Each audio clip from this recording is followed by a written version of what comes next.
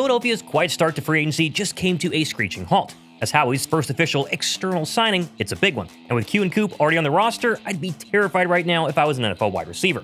Also, hear why one NFL insider says the Eagles are just getting started, and a very hilarious update to the entire A.J. Brown saga. I'm Thomas Mott, this is the Thomas Mott Show.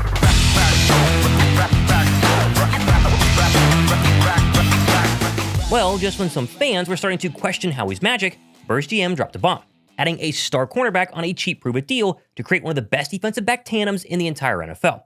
All while some other big-name options apparently remain in the mix, plus A.J. Brown to New England hit a massive roadblock today, and out of all the Birds' internal day one losses, only one has me upset.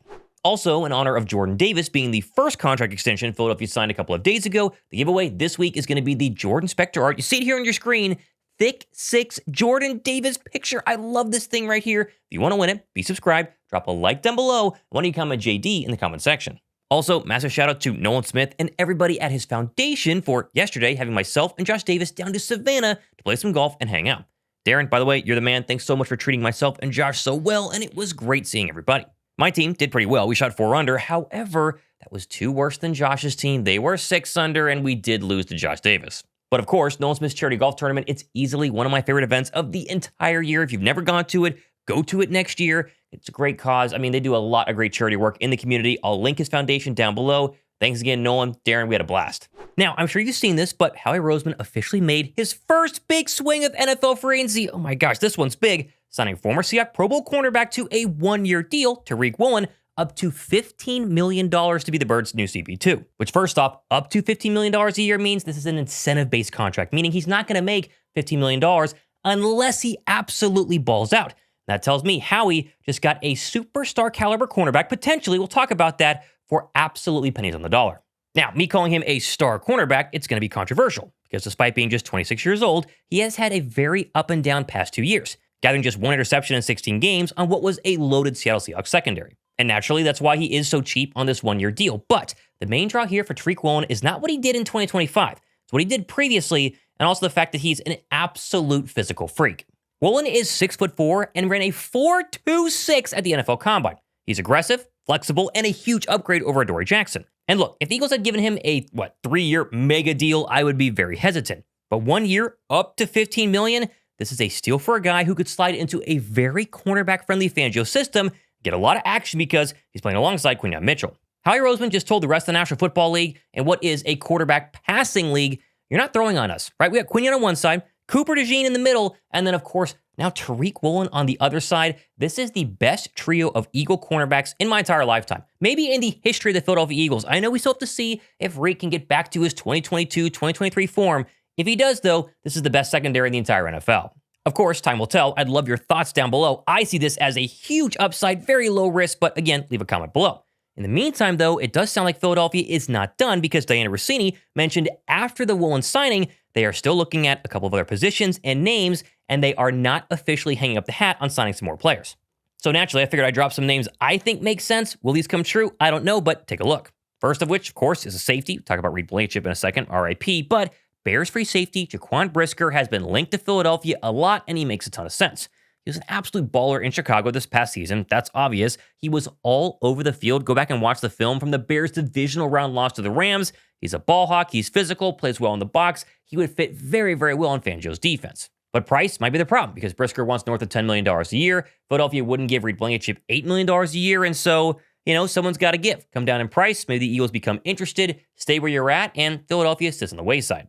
Also, I want to give a massive shout out to the sponsor of this video, Grunes. Now, of course, if you guys watch my show, you guys know I love Grunes. I've been working with these guys for a very long time now, and if I had to sum up Grunes and why I love them so much into one simple word, I think it has to be convenience. And that's because Grunes isn't just a multivitamin or a greens gummy or a prebiotic. It's a comprehensive formula that hits all of those needs in one simple daily snack pack. Most generic multivitamins have like 7 to 9 vitamins actually in them, whereas Grunes is jam-packed with over 20 vitamins and minerals and over 60 whole food ingredients. And what really sold me was the science behind them, because Grunes, they're methylated, which is a fancy way of saying your body can actually absorb vitamins like B12 and folate. Plus, a recent 2025 study showed that people taking Grunes saw a 40% increase in vitamin C levels in their blood.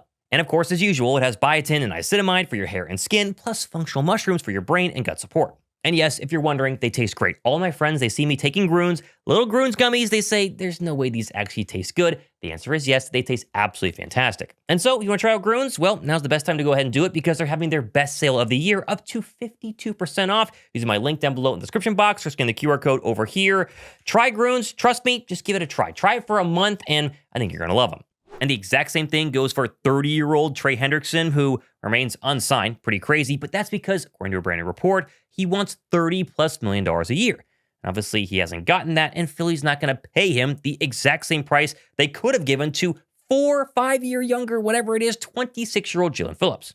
So if Trey Hendrickson or his agent want to come down on the price a little bit, because clearly nobody wants to give him $30 million a year as it stands, I think Philadelphia definitely calls, but he's got to come down. So far, he hasn't. And I'd also mix in, while we're talking about edge rushers, Bradley Chubb into the mix here. I think he'd be cheaper, obviously, than Trey Hendrickson, a veteran presence. Philadelphia called, at least reportedly, the Miami Dolphins at the deadline for both Chubb and Phillips, decided on Phillips, but they want somebody who had 3.5 more sacks than Phillips did in 2025. Bradley Chubb is out there. Maybe they wait a little longer, make sure he stays cheap, and pull the trigger. The one edge rusher move, though, that at least has reporting behind it, though, is not a free agent signing. It's actually a trade for Vikings edge rusher Jonathan Grenard, who is one of the lesser-known pass rushers in the NFL, mainly because he had only 3 sacks in 12 games this past season, but the 2 previous years, he had 12 and 12.5 sacks and looked like an absolute stud. And the best part is, he was tied to Philadelphia a couple of days ago by ESPN's Jeremy Fowler, who mentioned Grenard as a backup option if they were to lose out on Jaelan Phillips. They did their homework on him. Well, they lost out on Jaelan Phillips, and so maybe you make that phone call now, Howie? Either way, those are just a couple of the big names that I've been seeing going around on Twitter that people want to sign. So we'll wait, we'll see. Obviously, we'll go live if something were to happen, but I want to make this very, very clear.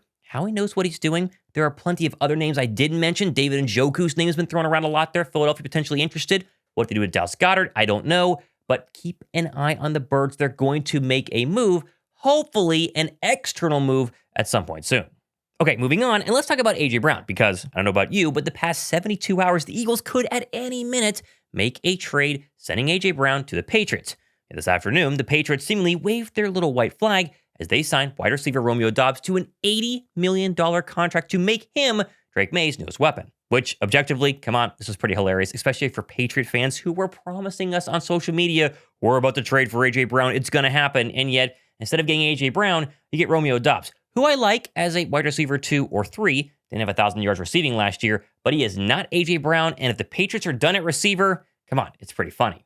Still, though, this doesn't guarantee A.J. Brown is safe, because one Patriot reporter named Karen Gugian, sorry if I butchered that, did tweet right after the Dobbs signing that she was told this won't necessarily preclude the Patriots from continuing to pursue A.J. Brown.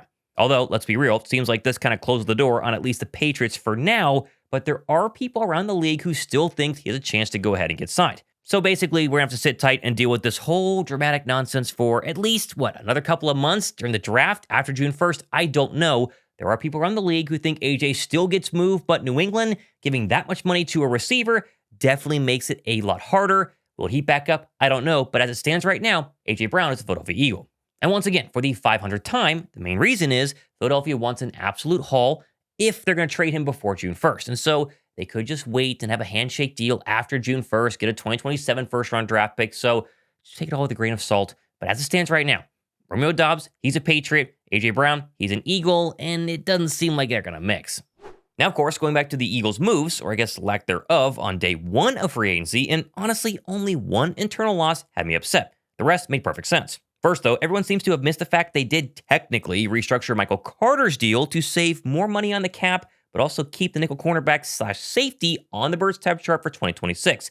Not really a big move or a notable move, but it was a move. But naturally, the real story of day 1, at least in Philadelphia, was the lack of moves and the fact that they lost a ton of internal free agents, everybody freaking out except me. Like, sure, yes, I really wanted to keep Jaelan Phillips because he was very productive after being traded to Philly at last year's deadline.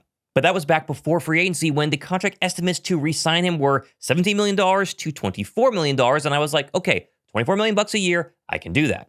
But every year, we do forget free agency is an NFL agent's dream because everybody always overpays, they're outbidding each other, and man, did NFL edge rushers have a field day on day 1. $30 million a year for Jaelan Phillips, to me, no offense, Carolina, it's a little bit ridiculous. Like, I'm sorry, the guy only had 5 sacks in 18 games this past season, and he's technically coming off of back-to-back years, not this year, but the previous 2, with lower body injuries that ended his season. Again, not trying to poo-poo the guy, I wanted to keep him. The Panthers are obviously betting on him now entering his prime at the age of 26. I totally understand.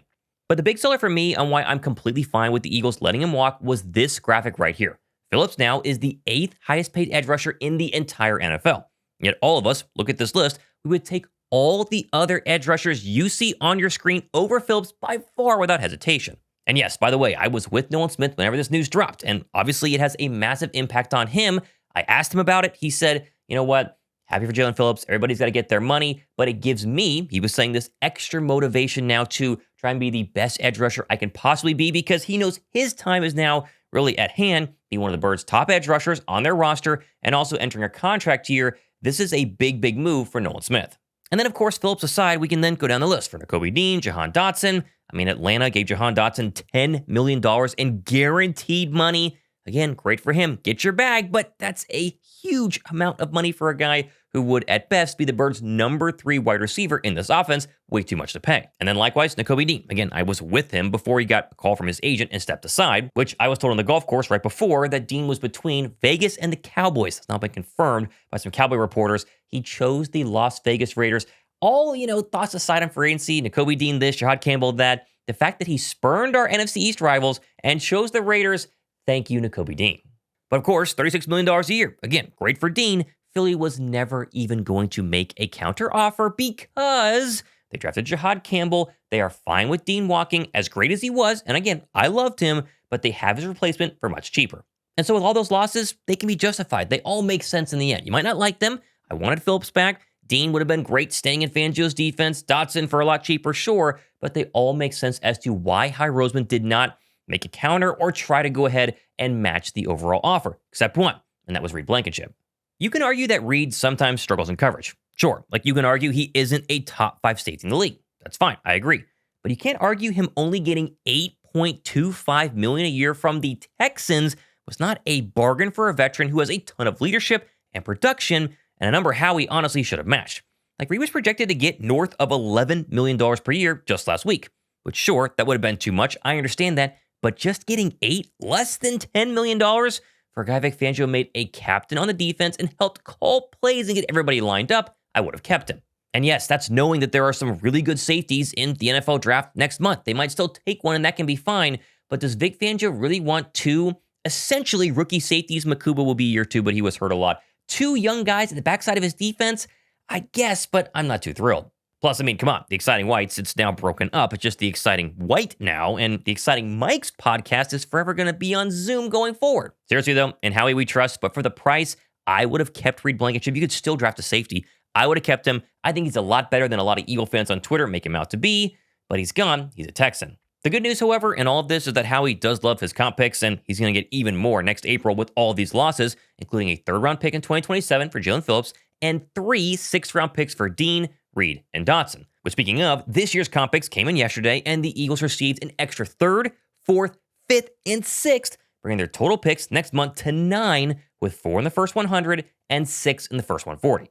And so sure, everyone was saying day one, Howie's asleep at the wheel. Philadelphia's letting all their guys leave. They're not getting any of these signings. But did you look around the NFL and see a contract that you were like, wow, Philadelphia should have paid that? I think the Minkah Fitzpatrick trade to the Jets was the one thing that I saw where it's like a 7th rounder for Minkah. I would have done that knowing we would eventually lose Reed Blankenship. But overall, everybody was getting serious money, expensive money. And I think a lot of good NFL teams understand that you can overpay on day one. And Howie he's missed on some. Bryce Huff was an overpay on day one. He's also hit on some. Saquon Barkley, big time overpay that turned out to be day one of free agency. But this past season, Philadelphia did not make any moves first day of free agency and then made some more.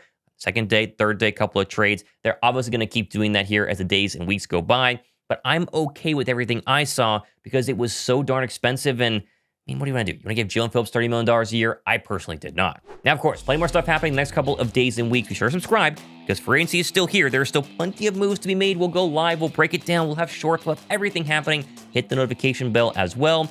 I'm Thomas Mott. A little tired from all the driving and golf yesterday. A little bit of sun too, but we had a blast. Again, shout out to the Nolan Smith Foundation. An excellent charity, an excellent event. Darren, you set it up perfectly. We had a ton of fun. We'll be there next year as well. But I'm Thomas Mott, signing out. This has been Thomas Mott Show.